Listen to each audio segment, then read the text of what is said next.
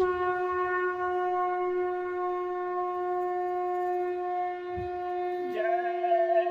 गुरुदेव। जय गुरुदेव। जय गुरुदेव। जय गुरुदेव। मेरी आके बंधा जाओ धीरे, गुरु जी कहाँ जाके छिपे। मेरी आके बंधा जाओ धीर, गुरु जी कहाँ जाके छिपे। मेरी आके बंधा जाओ धीरे, गुरु जी कहाँ जाके छिपे। मेरी आके बंधा जाओ धीर, गुरु जी कहाँ जाके छिपे। खोजत खोजत बाह बलहारे, खोजत खोजत बाह बलहारे। थर थर कांपे शरीर, गुरु जी कहाँ जाके छिपे।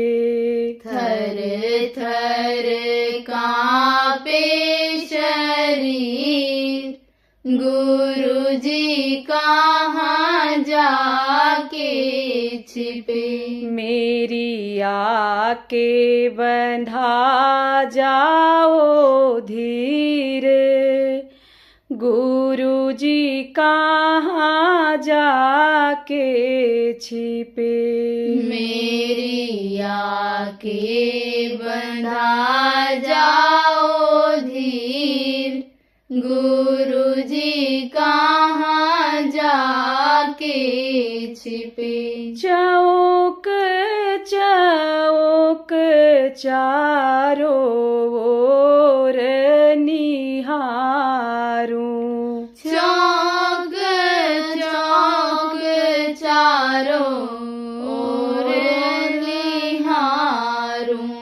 नैनों से बरसे हैं नीर, गुरु जी कहाँ जाके छिपे। नैनों से बरसे हैं नीर, गुरु जी कहाँ जाके छिपे।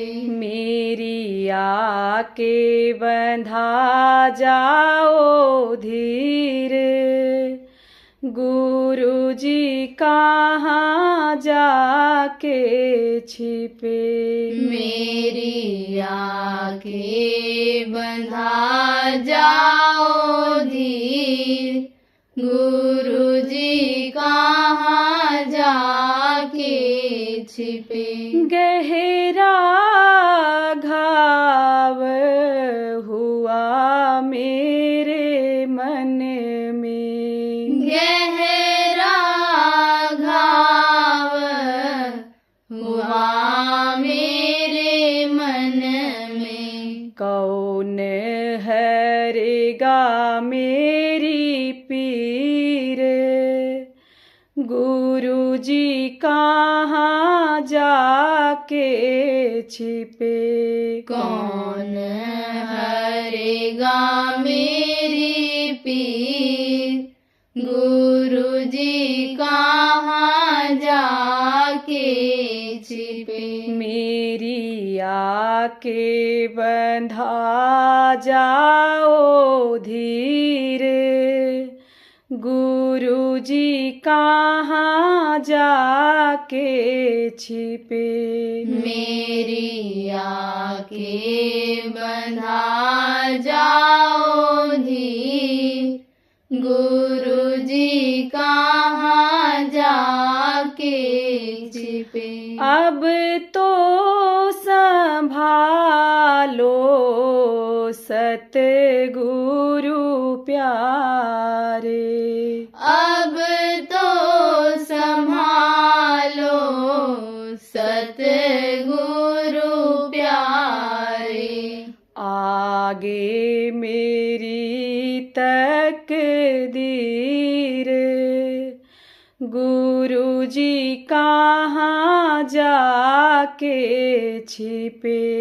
आगे मेरी तकदीर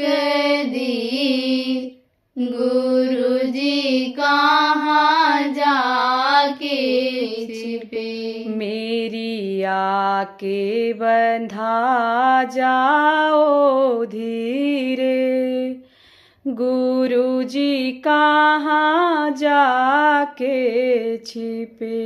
मेरी आके बंधा जाओ धीर गुरु जी कहाँ जाके छिपे। जय गुरुदेव। जय।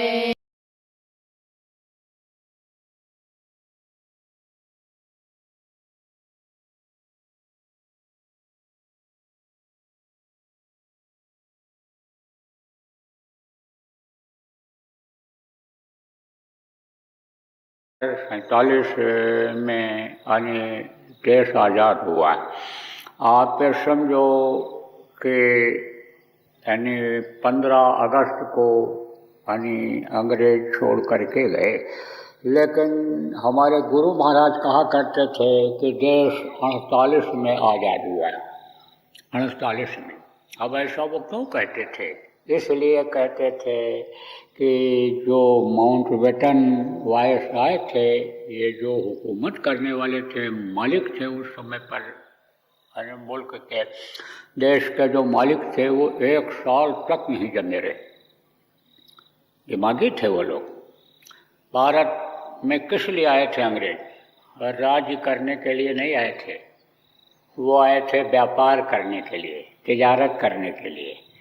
तिजारत, व्यापार, बिजनेस इंग्लिश में जिसको कहते हैं, वही कर सकता है जो थोड़ा बुद्धिमान होता है, दिमागी होता है। दिमागी थे, बुद्धिमान थे, लेकिन जब देखा भारत देश के लोग बहुत मेहनती हैं, धार्मिक प्रवृत्ति के हैं, वसूल के पक्के हैं, वादा की खिलाफी नहीं करते हैं और मेहनत करते हैं, तब उनको लालच हो गई भारत देश पर यानी हुकूमत करने की।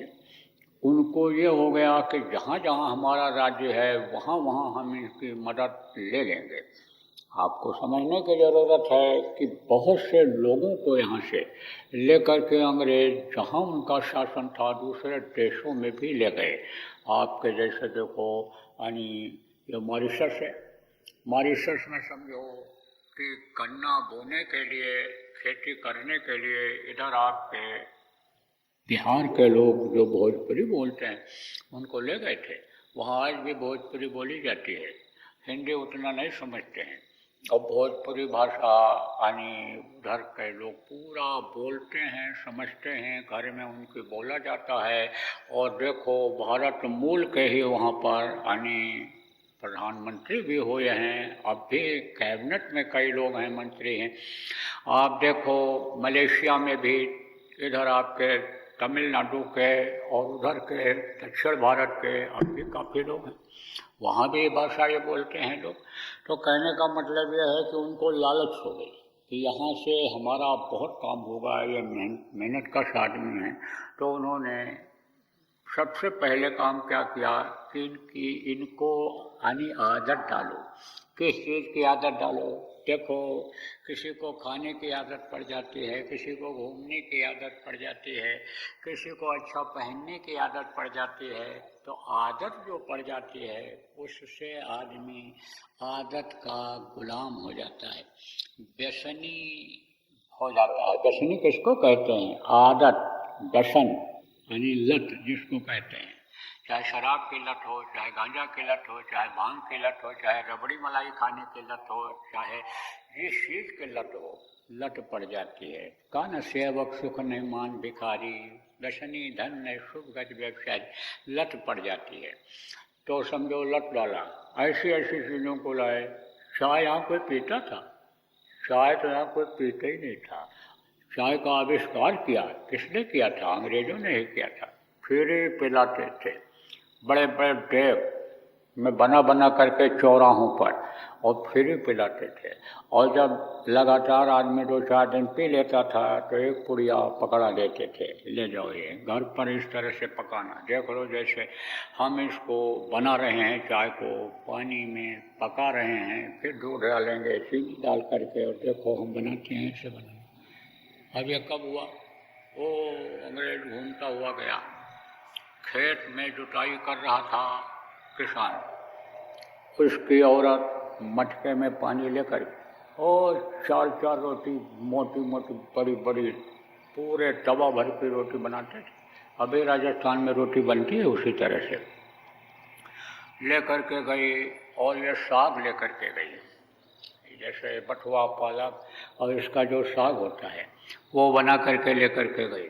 अब वो आया, मटके से हाथ धोया और पैर वैर धो लिया, मुँह धोया, और उसके बाद में अंग्रेज भी वहीं बैठा था। तो सोचा कि अब अंग्रेज को भी दें, क्योंकि भारत देश की अब परंपरा रही है कि आप नहीं करते। आप करने क्या मतलब होता है? अरे अपना खाए दूसरा खाए चाहे न खाए, अब वो क्या एक पशु प्रवृत्ति है, बांट करके खाते थे। आओ बैठो पियो पानी, ये भारत देश की संस्कृति रही है। कोई किसी के दरवाजे पर पहुंच जाता तो उसको सबसे पहले पानी पिलाते, फिर अनिहाल पूछते थे कहाँ से आए हो, किस लिए आए हो, कहाँ जा रहे हो, और बाकी चीज़ें पूछा करते थे। आप समझो प्रेमियों कि भारत की एक मर्यादा संस्कृति नहीं है। पहले देखो मटके में पानी लेकर के रोटी बना करके बुजुर्ग लोग जाते थे, पैदल जिधर चलना होता था लोगों को उधर बैठ जाते थे पेड़ के नीचे, बुला बुला करके रोटी खिलाते, पानी पिलाते थे। तो उसने कहा भाई खाने से पहले, किसान ने कहा खाने से पहले तो इसको दे दिया जाए। तो उसने एक रोटी उसको, यानी समझो एक रोटी के ऊपर से साग रख करके दे दिया अंग्रेज को। अंग्रेज लेकर के देखता रहा किस लिए दिया है, क्योंकि बोली ना अंग्रेज समझ पाता था उसका, ना अंग्रेज की वो समझ पाता था। तो देखता रहा ये क्या करता है। अब उसके बाद में उसने अपनी 4 रोटी 5 रोटी रखा और उसके ऊपर भर करके साग रख दिया।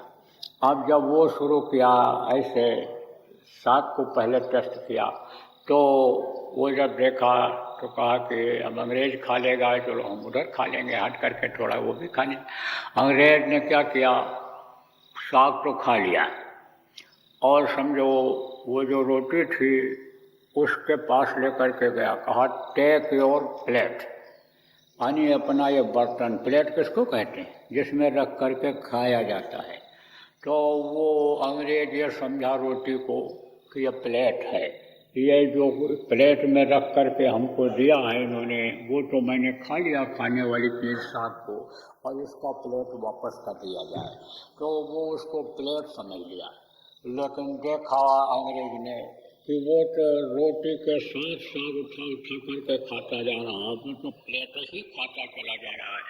जब देखा इतना खा लिया तब कहा कि अब तो इनके सबसे पहले खुराक को ख़त्म करना है।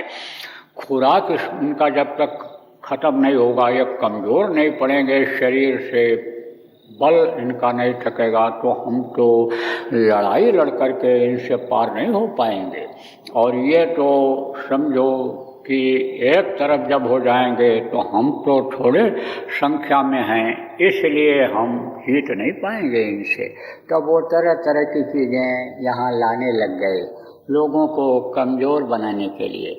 जैसे इस समय पर देखो लोगों को कमज़ोर बनाया जा रहा है। किसको बनाया जा रहा है? आने वाली पीढ़ी को, युवा पीढ़ी को।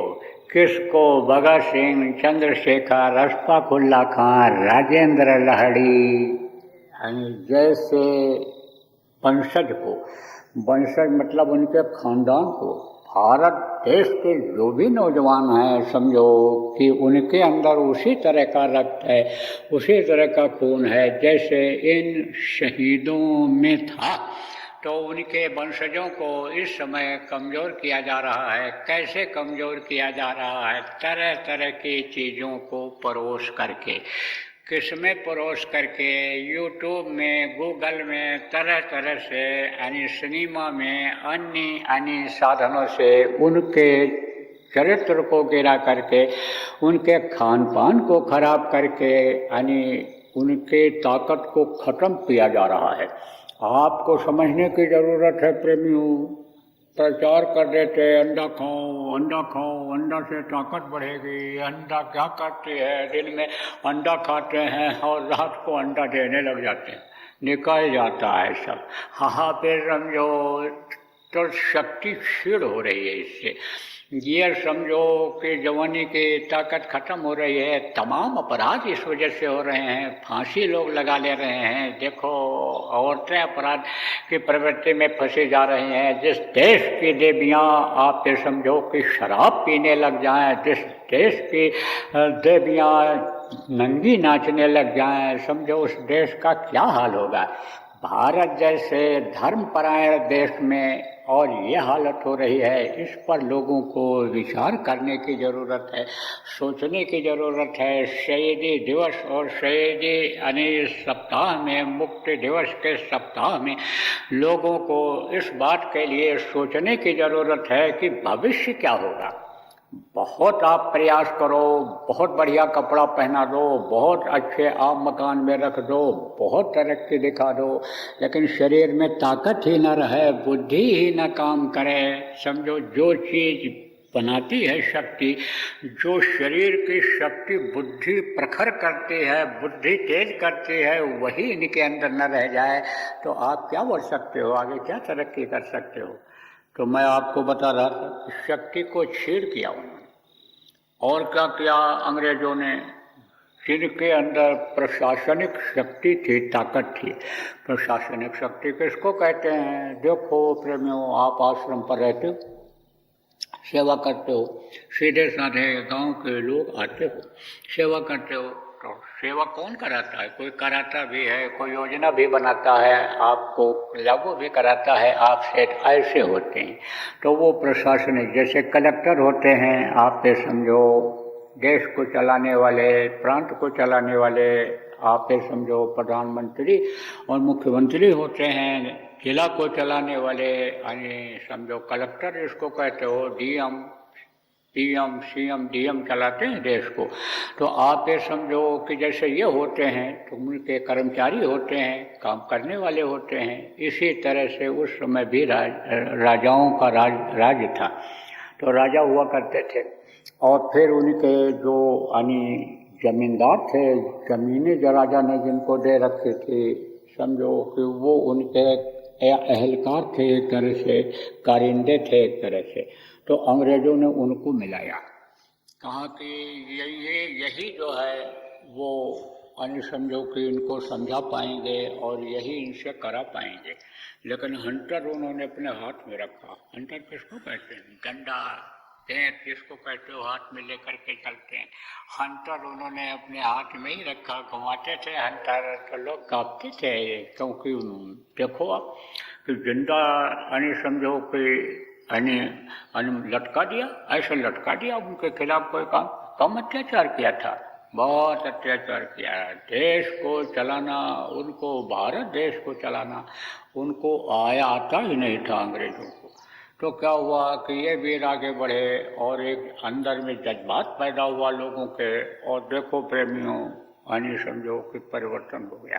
तो वायसराय और उनकी बात मैं बता रहा था आपको, यानी ये लोग 1 साल तक नहीं डटे रहे और जो लोग हुकूमत में आए उनको एकदम से पूरी अंग्रेजियत यानी में ढाल दिया और उसी पैटर्न पर ये चलने लग गए।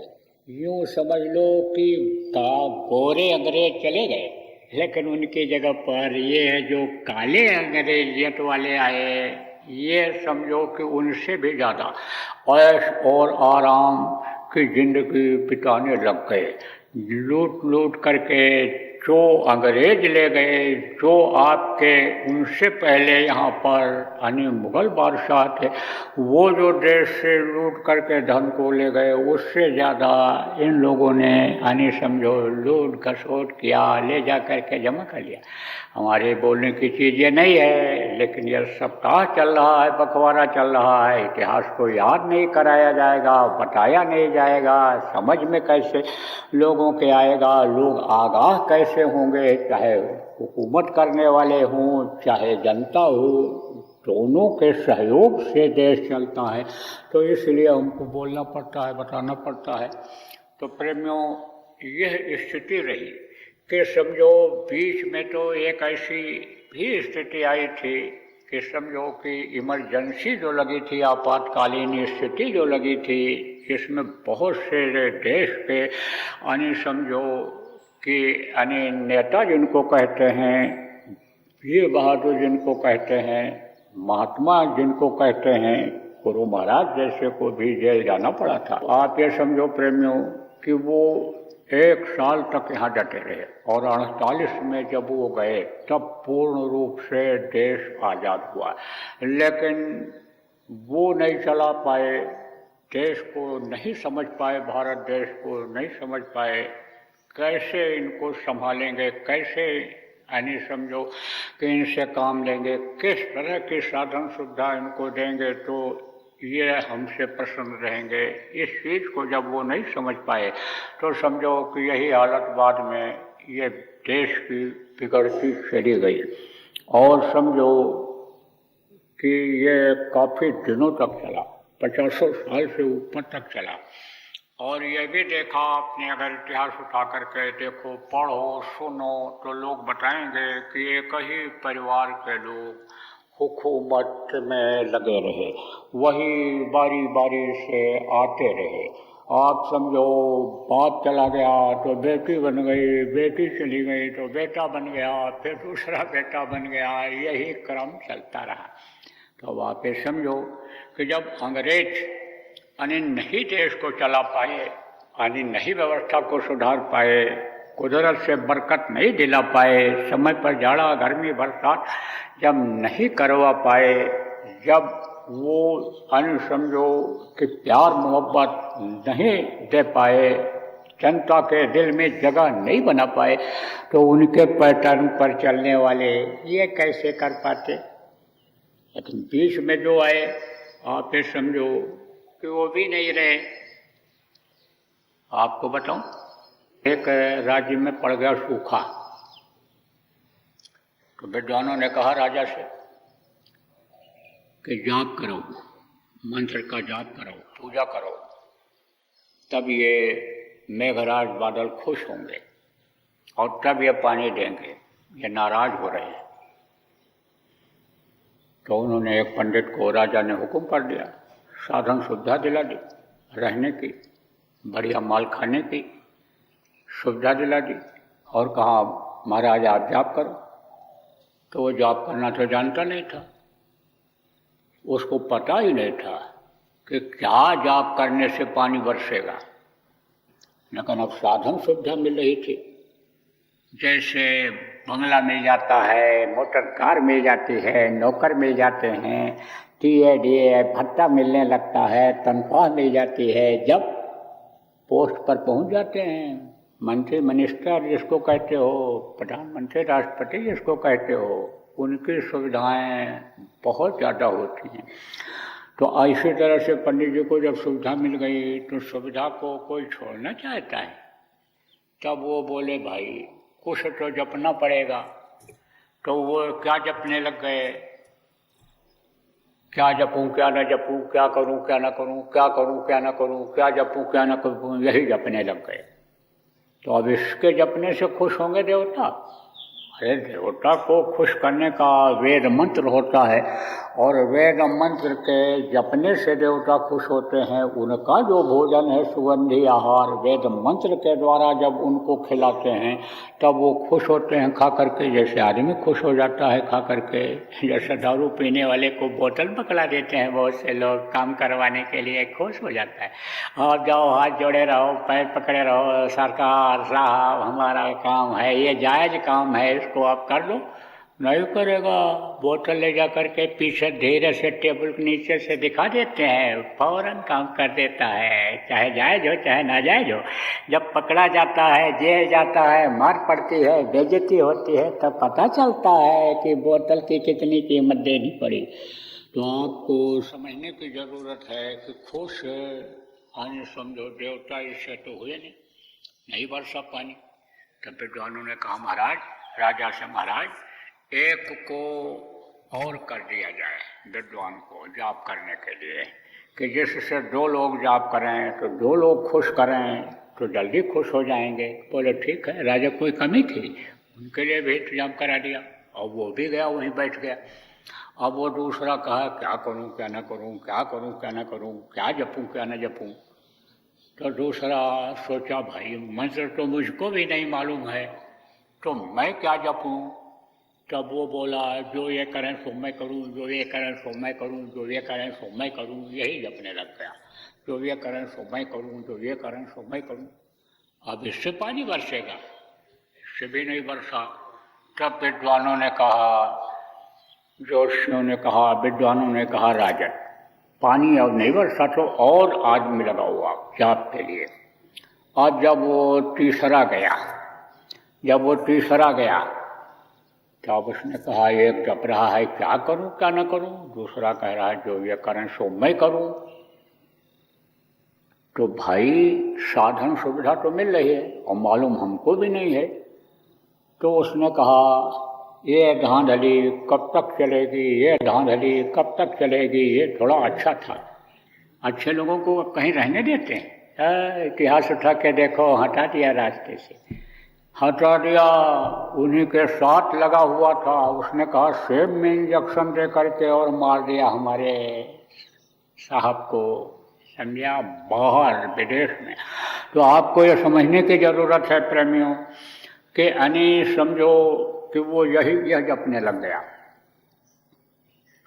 क्या करूं, ये वो कहा, पहला कहा है क्या जपूं क्या न जपूं, क्या करूं क्या न करूं। दूसरा कहा जो ये करें सो मैं करूं, यह जाप करने लगा। तीसरा गया तो यही जपने लग गया, ये धांधली कब तक चलेगी, ये धांधली कब तक चलेगी, ये धांधली कब तक चलेगी, ये धांधली कब तक चलेगी। समझा। अब आप समझो चौथा आया तो उसने कहा जब तक चलेगी तब तक चलेगी, जब तक चलेगी तब तक चलेगी, जब तक चलेगी तब तक चलेगी, जब तक चलेगी तब तक चलेगी। कहीं चली? 21 महीना के बाद धांधली नहीं चली, परिवर्तन हुआ। फिर परिवर्तन होने के बाद में भी आप समझो उसमें बदलाव हुआ। कब बदलाव हुआ? जब राजा के हिसाब से पानी नहीं बरसा और जनता का खर्चा आप समझो वो विद्वान लोग खाते रह गए, वो जाप करने वाले खाते रह गए, तब जनता को होश आया, प्रजा को होश आया। प्रजा ने कहा कि चल के देखें तो इतना खर्चा हो रहा है, इतने विद्वान जाप कर रहे हैं, पानी बरस क्यों नहीं रहा है। तो जब लोग गए देखे तो एक जप रहा है क्या करूं क्या ना करूं, दूसरा कह रहा है जो ये करें सो मैं करूं, तीसरा कह रहा है ये धांधली कब तक चलेगी, चौथा कह रहा है जब तक चलेगी तब तक चलेगी, जब तक चलेगी तब तक चलेगी, साधन सुविधा तो मिली हुई है, क्या दिक्कत। तब जनता ने कहा अब धांधली नहीं चलेगी, अब धांधली नहीं चलेगी, अब धांधली नहीं चलेगी, और सब को हटा दिया। और जब प्रजातंत्र का रूप देश लिया तो अब देखो इस समय पर व्यवस्था थोड़ी थोड़ी सुधर रही है, लेकिन ऐसी व्यवस्था बिगड़ी पिछले दिनों में कि इनको सुधारने में बहुत समय लग जाएगा। दिल दिमाग बुद्धि इनकी कहीं कहीं पर देखो फेल हो रही है। तो उसका कारण क्या है? पहले देखो राजगुरु हुआ करते थे, राजा लोग महात्माओं को साथ रखते थे, उनसे यानी समझो राय लेते थे, सलाह लेते थे, और उसमें जब हाथ डालते थे तो राजा लोग कामयाब हो जाया करते थे। तो आपको मतलब समझना चाहिए कि जब तक आध्यात्मवाद इनके अंदर नहीं आएगा तब तक समझो कि व्यवस्था का पूर्ण रूप से सही होना बड़ा मुश्किल हो जाएगा। अब देखो, दिल दिमाग बुद्धि ये किससे बनती है? जैसा खाओ अन्न वैसा हो मन, जैसा पियो पानी वैसी हो वह बानी। आपको समझने की ज़रूरत है कि अन्न के दोष से देखो, भीष्म पितामह जैसी की बुद्धि खराब हो गई थी, तो जब जानवरों का मांस और खून पेट के अंदर आदमी रखेगा और उससे जो खून बनेगा उससे कैसे उम्मीद की जाए कि बुद्धि सही रहेगी। लेकिन अब किसी की आँख खराब हो गई, उसको खाना कहोगे तो नाराज होगा कि नहीं होगा? तो भाई आप समझो, जो अवगुण आ गए उनको अगर आप समझो निकाल दोगे, जो कमियां आ गई उनको अगर निकाल दोगे, तब तो समझो कि दिल दिमाग बुद्धि सही रह जाएगी। देखो, यह भारत देश है, ये ऋषि मुनियों, योगी योगेश्वरों, आचार्य विद्वानों का ये देश है, ये वेद पाठी का ये देश है। आप ये समझो कि यहीं पर एक से एक ज्ञान वाले भरे पड़े रहे हैं। जब जीरो दिया मेरे भारत ने, तब दुनिया को गिनती आई। यहीं के विवेकानंद देखो विदेश में गए थे, इनको टॉपिक मिला था। क्या टॉपिक मिला था? जीरो पर बोलने का। लेकिन जीरो पर ही ये बोलते रहे। भाषा तुरंत सुन करके वो लोग रुक गए। अरे बोले पगड़ी बांध करके, ओ किए जो धोती पहन करके आया है, इसको क्या अकल होगी, इसको क्या बुद्धि होगी, ये क्या बोलेगा? जब बड़े बड़े सूट टाई वाले कुछ नहीं समझा पाए, बोल पाए, नहीं संतुष्ट हमको कर पाए, तो ये क्या बोल पाएगा? उठ करके लोग जाने लगे। तो लोग लेडीज एंड जेंटलमैन बोलते थे, ये ब्रदर एंड सिस्टर्स जैसे बोले, तैसे अपना तुझक गया, अपना तुझक गया। भाई कोई किसको कहता है? जिसको अपना ही समझता है। बहन किसको कहता है? जिसको अपना समझता है। आप ये समझो प्रेमियों, इसी तरह से यानी के ज्ञान कि बेल कहाँ से बढ़ी है? भारत देश में बढ़ी है, चारों तरफ से फैले है। अध्यात्म की बेल की बढ़ने की वजह से ही यह विश्व टिका हुआ है। नहीं तो समझ लो कि आदमी अपने ही मरने का कब्र एक तरह से पहले से खोद करके रख लिया है। यूँ कहो कि बारूद के ढेर पर खड़ा हुआ है इंसान इस वक्त पर विश्व का। कभी भी अग्नि धोखा हो जाए, एक चिंगारी उड़ करके कहीं से बारूद के ढेर पर पहुंच जाए और पूरा विश्व ध्वस्त हो जाए।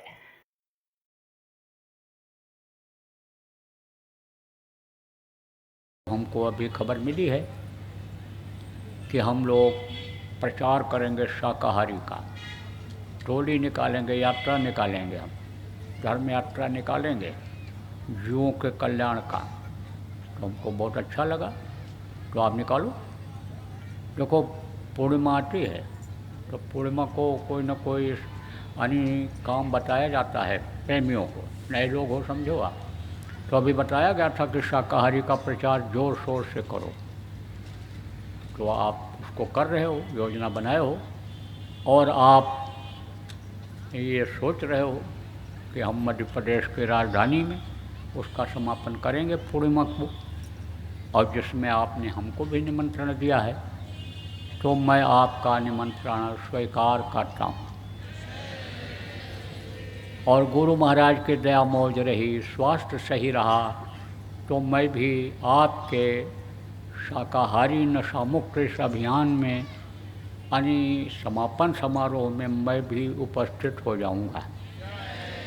ऐसे ही सब लोगों को योजना बना लेनी चाहिए। तो योजना आप लोग बनाइए और शाकाहार का और नशे मुक्त का प्रचार करिए। जय गुरुदेव।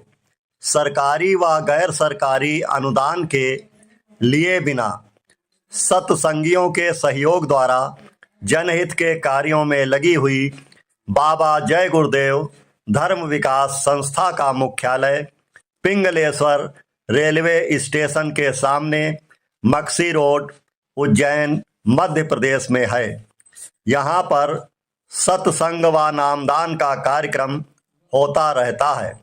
अतः आप श्रोताओं से अनुरोध है कि बाबा उमाकांत जी महाराज के आश्रम उज्जैन एक बार परिवार सहित जरूर पधारिएगा। आपके सुझाव के लिए व्हाट्सएप नंबर 9575600700। जय गुरुदेव, जय गुरुदेव।